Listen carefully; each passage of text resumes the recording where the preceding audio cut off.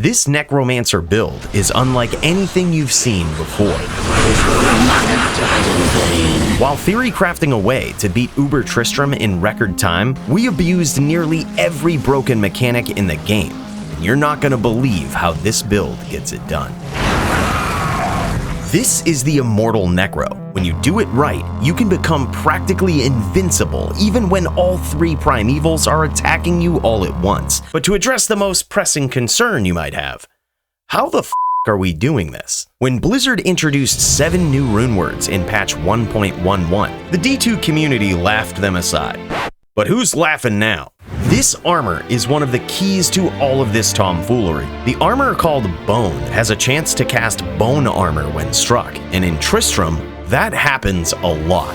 With all of the damage constantly stacking up on this Necro, this protective skill is almost always active, but Bone Armor only absorbs physical damage. For everything else we see here, we gotta break out the most busted items in the game.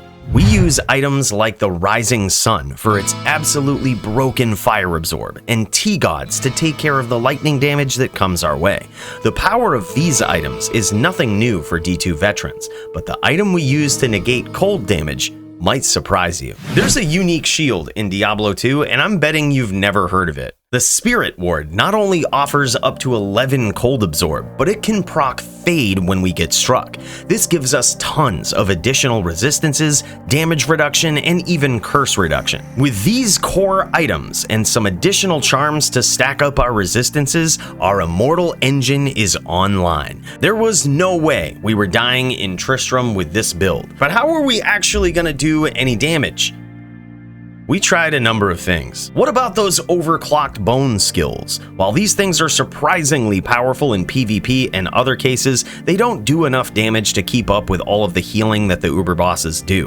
While poison skills can stop a monster from healing, they're otherwise pretty weak here. Alternatively, a summoner build can clear this endgame area with the right kind of luck. So if our build can't do it in under 5 minutes, there's no hope that we're beating this one. So in the spirit of hopping right into the run, we're using the most powerful skill on the Necro skill tree for the job. Normal attack. You know, the skill that literally every class forgets about after level 1. This comes with a bit of a caveat though. The level of synergy throughout this build is pretty wild. In a very basic sense, this thing is built like a Bone Necro. The Bone Armor proc can still benefit from Bone synergies, so to get the best use out of it, we max both of them. And because skills like Bone Spear got quite the buff in patch 2.4, we continue this skill synergy into that build. But we're only using these spears in the very start of the run, just to set up another rather broken mechanic.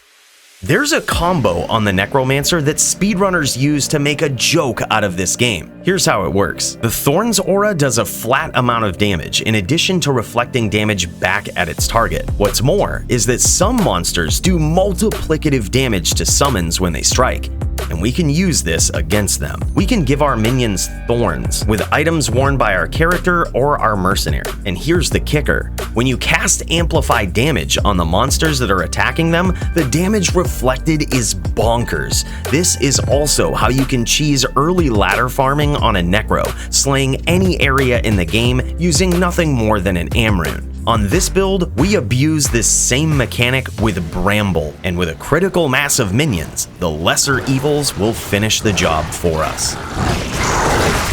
But instead of sitting back and doing nothing while our minions do all the work, we jump right into the fray with them. Most Uber builds try to proc amplify damage, but as a Necro, we can just cast it.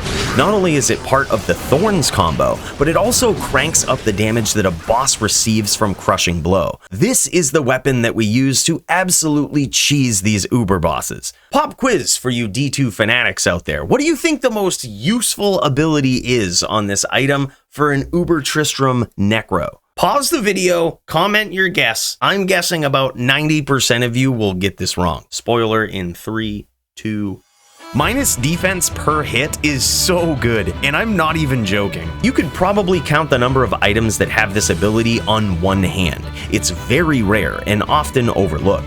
Usually, an Uber boss's defense punishes characters with a low attack rating because they can never land a hit.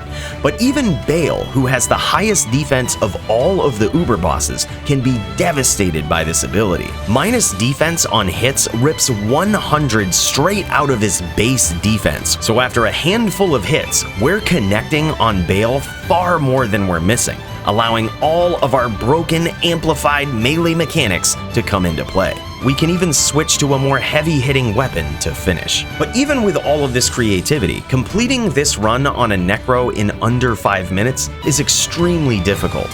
We weren't gonna let that stop us from trying.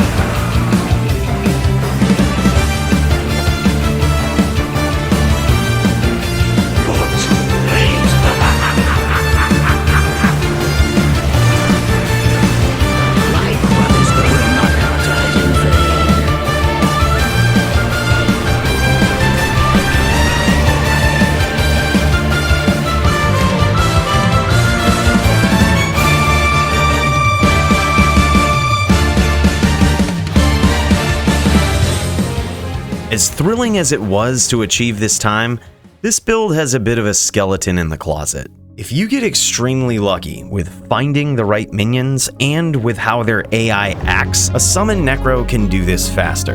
A user by the name of Gotenheim recently achieved a time of just over 3 minutes on this class. What we don't see is the amount of time it took him to summon skeletons or look for Erdars on the map. Still, that's a hard time to beat. I so badly wanted to create a wild Necromancer build that could defeat Uber Tristram faster than anyone in the world, and I failed. But in this cult classic of a game, it's rare to embark on a journey that truly feels new and exciting. Even though the outcome wasn't quite what we'd hoped for, I enjoyed that journey, and I hope you did as well. Thanks for watching.